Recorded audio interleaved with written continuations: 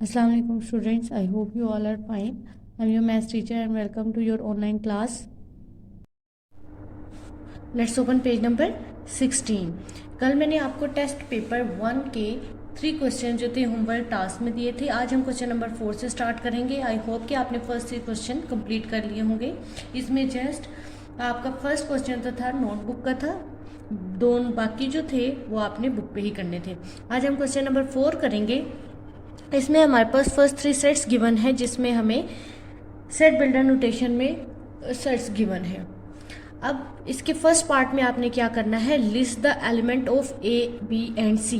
पहला part complete करने के लिए आपको क्या करना होगा, इन तीनों सेट्स को जो आपको सेट बिल्डर नोटेशन में है, सबसे पहले आपने इन्हें टेबुलर फॉर्म में यानी सेट्स की फॉर्म में ऐसे यानी सेपरेट करना है कोमा से, और एलिमेंट जो भी है इन सेट्स के वो लिखनी है. तो देखिए ए सेट में क्या बनेगा, ऑड नंबर्स लेस देन 10, यानी आपने ए सेट के ऐसे एलिमेंट लिखने हैं जिसमें 10 से लेस सारे ऑड नंबर हों, जैसे 1, 3, 5, 7 एंड 9. देन आपने प्राइम नंबर लिखने हैं लेस देन 16, और सी सेट में आपके पास क्या गिवन है, 2 digits odd number less than 20. अब देखिए यहाँ पे उन्होंने कहा है 2 डिजिट ऑड नंबर, ये नहीं कहा कि सारे ऑड नंबर लिखने हैं. 2 डिजिट जिनमें जैसे 10 के बाद जो है वो नंबर 2 डिजिट नंबर होते हैं, उनमें जो आपके पास ऑड नंबर है वो लिखने हैं, बट लेस देन 20. जब आपके तीनों सेट्स बन जाएंगे तो इट मीन्स आपका पार्ट नंबर 1 कंप्लीट हो जाएगा. नेक्स्ट क्या है, list the element common to B and C, यानी जो आपके पास बी और सी सेट बन जाएगा पार्ट ए में, उसमें आपने यानी इंटरसेक्शन करना है. कॉमन होते हैं इंटरसेक्शन, तो बी और सी सेट का आपने कॉमन इंटरसेक्शन निकालना है. तो इसका तरह आपका सेकेंड पार्ट भी हो जाएगा. थर्ड क्या है, find the set which contain the element of A and सी.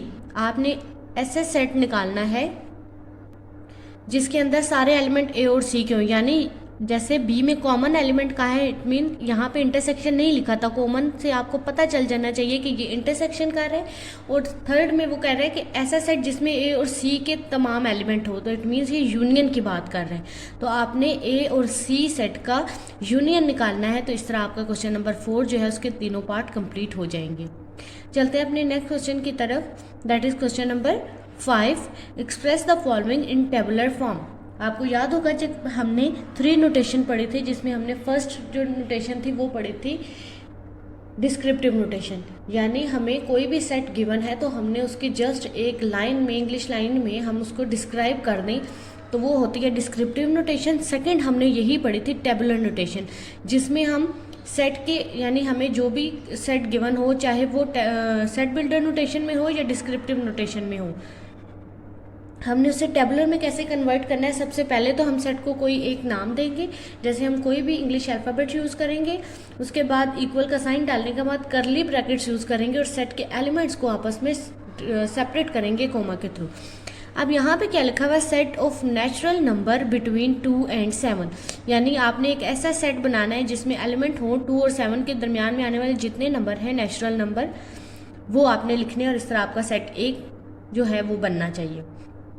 इसी तरह सेट बी में आपने ऑड नंबर लिखने हैं लेस देन 10, 10 से लेस जितने भी ऑड नंबर है उनका आपने सेट बनाना है, और करली ब्रैकेट्स में जब आप सेपरेट करेंगे कोमा के थ्रू तो आपका बी पार्ट भी हो जाएगा.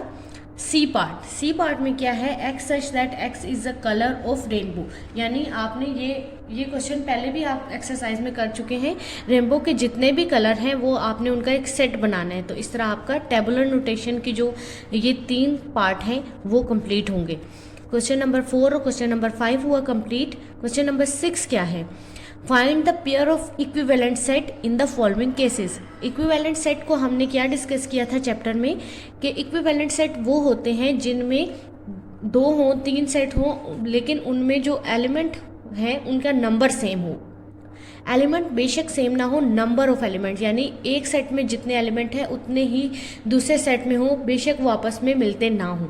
जैसे एक सेट में 5 एलिमेंट है, जैसे वॉवल्स कर लें ए ई आई ओ यू, 5 एलिमेंट है. दूसरे सेट में हम ले लेते हैं A B C D E F, तो वॉवल्स कभी भी कौन से नहीं मिलते, लेकिन क्या है कि नंबर ऑफ एलिमेंट यानी 5 5 दोनों में है. अगर एक सेट में आपके पास 10 एलिमेंट है तो दूसरे में भी आपकी अगर 10 एलिमेंट हो तो वो आपका सेट होता है इक्विवेलेंट सेट। तो सबसे पहले इस क्वेश्चन को सॉल्व करने के लिए आपको क्या करना होगा कि ये जो आपको पेयर दिए हुए यानी पार्ट ए में 2 सेट गिवन है ना, सबसे पहले तो आपने क्वेश्चन लिखना है, फिर इसके बाद जो इसके एलिमेंट बनते हैं आपने उसका सेट बनाना है। जैसे यहाँ पे लिखा हुआ है इंग्लिश जो अल्फ़ाबेट्स हैं उनमें वॉवल्स जो है उनका सेट बनाना है। जैसे मैं यहीं पे इसको सॉल्व करके दिखाती हूँ आपको, A, E, I, O, U, इसके एलिमेंट लिख लिए। नेक्स्ट है होल नंबर लिखने हैं लेस देन इक्वल टू। देखें यहाँ पे लेस देन के साथ यहाँ पे एक लाइन यूज हुई है, दैट इज कि आपने 5 को भी इंक्लूड करना है। अगर तो ये लाइन ना होती तो इसका मतलब है कि हमने 5 से लेस नंबर लिखने हैं, 5 को इंक्लूड नहीं करना। लेकिन जब यहाँ पे ये लाइन आ जाए इसका मतलब है हमने 5 को भी इंक्लूड करना है। तो होल नंबर कहाँ से स्टार्ट होते हैं? होल नंबर लिखा हुआ है 0, 1, 2, 3, 4 और 5। अब देखें, हम देखते हैं कि क्या ये इक्विवेलेंट है। नंबर काउंट करते हैं दोनों सेट्स के एलिमेंट के, 1, 2, 3, 4, 5, जबकि यहाँ है 1, 2, 3,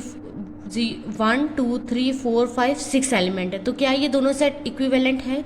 नहीं, तो ये सेट आपस में इक्विवेलेंट नहीं है। इसी तरह आपने पार्ट 2 में क्या लिखा है, आपने इवन प्राइम नंबर्स लिखने हैं, पहले एक सेट बनाना है और दूसरी साइड पे आपके पास ये गिवन सेट है।